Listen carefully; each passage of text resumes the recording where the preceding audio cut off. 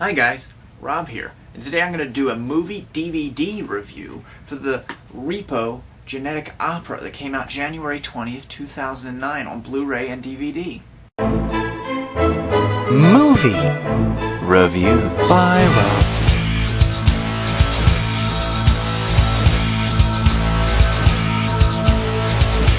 Repo, the genetic opera. I purchased this on Blu-ray, and I don't buy many DVDs lately. As you can see, I have quite a few DVDs. I used to buy them non-stop, but lately, with the resources and seeing movies like I do, I really never find a need to buy a movie unless I really think it's excellent. Repo is an underground story. I mean, this film started on Broadway. It was a Broadway play. They were like 10-minute skits. Most of this is explained on the DVD. This is a review not only of the movie, but of the DVD, because I did go out of my way and I did purchase this on Blu-ray. Best Buy is selling it for like $26.99. I actually purchased it at Walmart. I didn't even think Walmart would carry it for $20. So I definitely recommend picking it up. You're not gonna be able to get it anywhere else, as far as, like, it wasn't in theaters very long. Lionsgate actually decided to not give it a full release. They gave it a limited release, like in a couple of theaters in New York and a couple of theaters in LA and stuff. And the fan response was so big from like the soundtrack release, because this is a musical. The soundtrack release sparked so many fans to, uproar and stuff, and petition for this movie to come to their town, that they decided to do a road tour. The road tour sold out, so they had to extend the road tour for a second time. That one sold out, so they had to do a third road tour that sold out and led up to the day that the movie came out, January 20th, 2009. So that should tell you right there how many people that, if you've never heard of this, do know about it. Now, you might be wondering what it's about. Basically, it's a new coming-of-age Rocky Horror Picture Show. It's not a film, it's an event. That's what they say, and it is. I'm telling you, I went to one of the road tours up in Philadelphia this past year.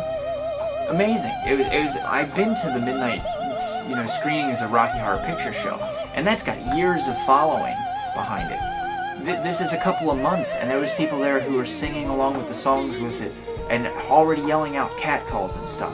So I'm hoping this catches on, because basically, it's Rocky Horror Picture Show meets Blade Runner. It's about a tragic story of manipulation. I don't want to give too much away, but of manipulation. In the future, there's a giant organ failure. People are dying. There's no one knows what to do. And this guy, Roddy Logo, played by Paul Sorvino, which you might know from Goodfellas, Romeo and Juliet, also an amazing opera singer. He has developed genetic organs, where he makes them, and on people's deathbeds he sells them to them, basically saving their lives. But the thing is, people have to make payments on them, because they're property of Roddy Largo and his company Gene Co. If you falter on a payment, a repossession man, which has been legalized by the government in the future, is able to come and steal them from you. He will take them from you. And of course, if you repossess someone's organs, they die. Not to mention that he does it without anesthetic.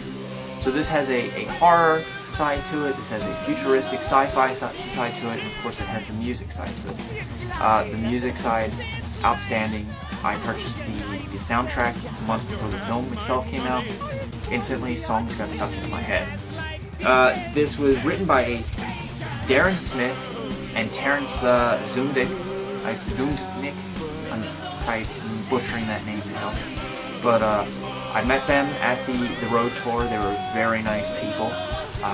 They took it from point A, which was Broadway, to point B, which is film. And little known fact, they shot this in 30 days. That's amazing. For musicals and stuff, it's hard enough to shoot a feature film that is just a drama like Gran Torino probably in 30 days. A musical like Moulin Rouge and Chicago, the prep work behind it and all, way more than 30 days. Way more. But they did what they could, very limited budget. And like I said, excellent movie. It was directed by Darren Bousman. He directed Saw 2 through 4, but he had also directed the play back when it was on stage. So so he knew the material, and he fought with Lionsgate because when he actually got his fame for directing the Saw movies, he was always pitching this idea. He even self-financed one of the short songs to show to the studio to try to get this movie made. And I think, you know, overall with the struggle and with the material behind it, they succeeded. But Lionsgate really messed them up by you know, not moving forward with a full theatrical release. I'm hoping through DVD sales. This DVD is good, but it's not what I want it to be. And I think a lot of the fans know what I'm talking about that went to the road show. There is deleted storylines. They trimmed down a lot. There is about, I think, 10 or more songs that were not included on the soundtrack nor the DVD. And if they get enough sales from this movie, they said they would come out with the director's cut DVD, which I'm looking forward to.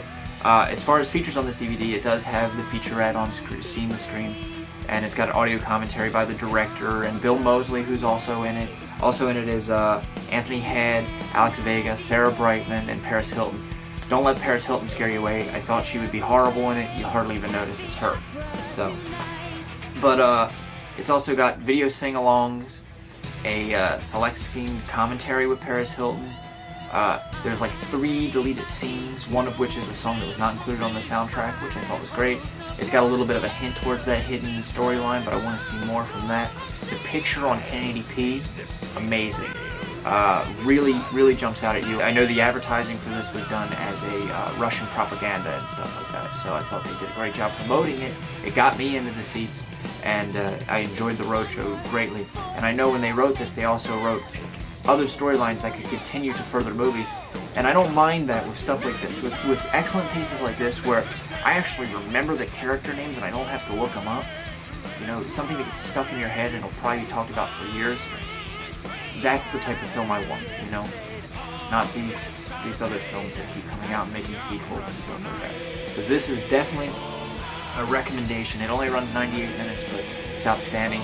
It is an opera, so it's not a musical, it's an opera, which means they sing everything. They sing dialogue too. So if you weren't a big fan of Sweeney Todd, which even had a little bit of speaking roles, you're not going to be a fan of this unless you really get into the story. Gore-wise, great. Horror-wise, great. Acting-wise, great. Singing-wise, fantastic. The actual beats and the music behind it, even better. So definitely check it out. Tell me what you think if you already own it. That's Repo, the genetic opera. So keep putting movies out like this. Musicals, DVDs, Blu-rays, horror movies. And remember, I'll be watching.